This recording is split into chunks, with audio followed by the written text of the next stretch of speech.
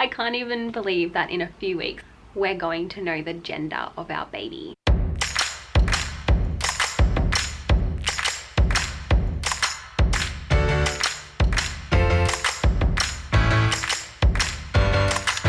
Hey guys, welcome back to my channel. This is my 9-week bump date.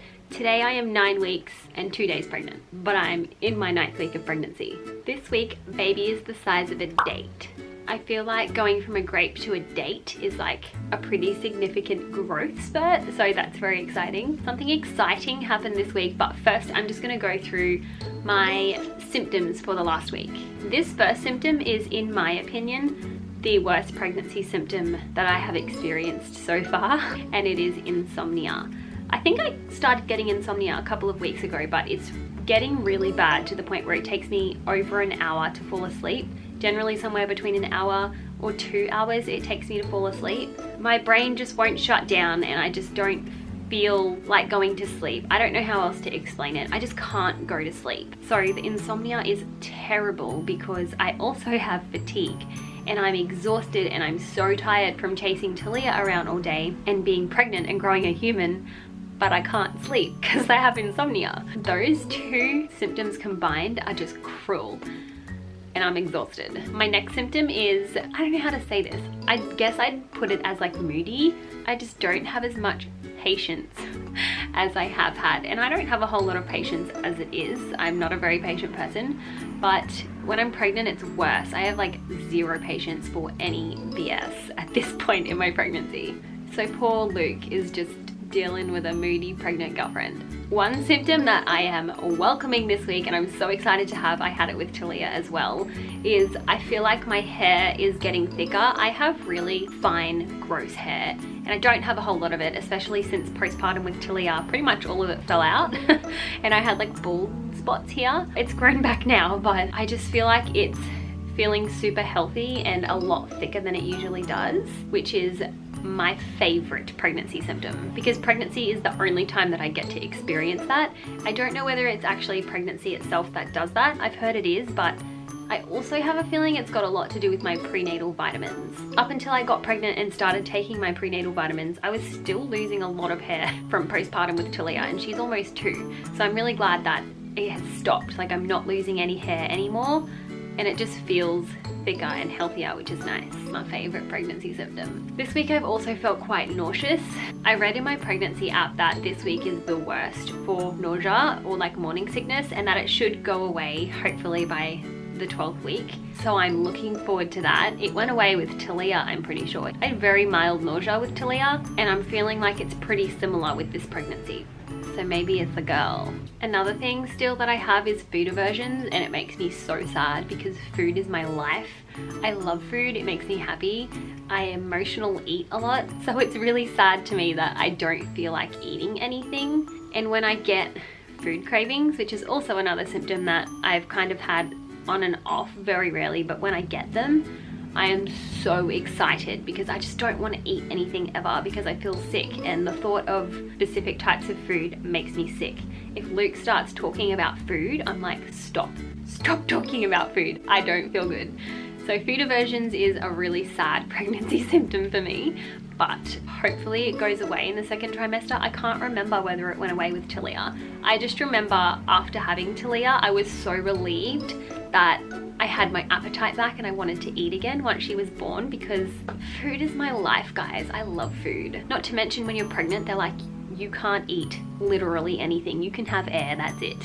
So it's sad that I have to work between my food aversions, which is pretty much all food, and also the foods that you're not allowed to eat when you're pregnant. It just leaves nothing. It leaves nothing to eat. But I'm basically just forcing myself to eat because obviously you have to eat something to help baby grow. Those are my prominent symptoms for this week. I'm sure there's like a million more symptoms, but those are the ones that stand out to me. Something exciting that happened this week, and it was on 8 weeks and 5 days or 8 weeks and 6 days. I can't remember, but We found the heartbeat on our home Doppler. I tried a couple of nights in a row and I couldn't find it, and I was getting a little bit discouraged and a little bit stressed, which is, you know, the home Doppler is known to cause stress if you can't find the heartbeat, which is kind of counterproductive to why you have the Doppler, right?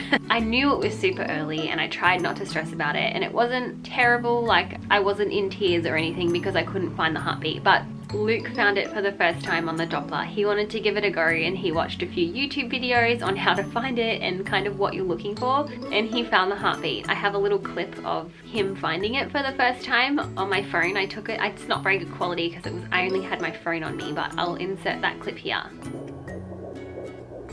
Okay, are you recording that?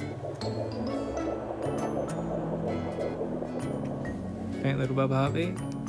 So that made me so happy to hear the heartbeat at home, and since that day we have found it one other time. I haven't been like religiously using it. I'm trying to not use it every single day. I used it like 3 times a day with Talia just to like ease my mind. So I'm trying not to do that this time. It was too faint to register a number on the screen because obviously it's super early, so I don't actually know what the heartbeat was at, but we could hear it. This week also marks very, very exciting times coming ahead. I'm 9 weeks and 2 days today, and on 9 weeks and 6 days, I have an appointment with my doctor because I got a really nasty sinus infection a few days ago and it was really, really bad. I'm on antibiotics now at the moment for it, but I needed to go to the doctor to get some antibiotics. I'm on it now. The sinus infection is going away. I'm all good now, but I have to go back on Friday for like a follow-up appointment. I'm 9 weeks and 6 days and I'm gonna be asking for a referral to go get the harmony test. So it is Monday today, and on Friday I'm going to the doctor and I'm gonna ask for a referral to get the harmony test. For those of you who don't know what the harmony test is, it's basically just a completely non-invasive blood test. It's literally just, they literally just take some of your blood and they test for 3 of the main chromosomal abnormalities that can happen in fetuses, and it tells you whether you have or whether your baby has those chromosomal abnormalities, but it also tells you the gender of your baby this early on. So I am so stinking excited to find out what the gender of this baby is. I can't even explain it. So I'm hopefully getting that test done. You can get it done from 10 weeks. That's like the minimum. I'm probably gonna wait maybe 10 weeks and 4 or 5 days or something like that, just so that I know that I'm far enough along and there's going to be enough DNA from the baby to be able to register on the test. I can't even believe that in a few weeks, like 2 or 3 weeks, we're going to know the gender of our baby. I am going to show you my 9-week bump. Like I said last week, my bloating has like significantly decreased. I'm barely bloated. What is there is a baby bump. And I know that because when we found baby on the home Doppler, it was much higher than we were looking. That's why I couldn't find it. I was looking really low down, like in my pelvic bone area, because that's where it's supposed to be this early on in pregnancy, but that's not where it is. My uterus has like lifted really early on and it's like right up there. So what you see is like my uterus bump. There's no bloating going on.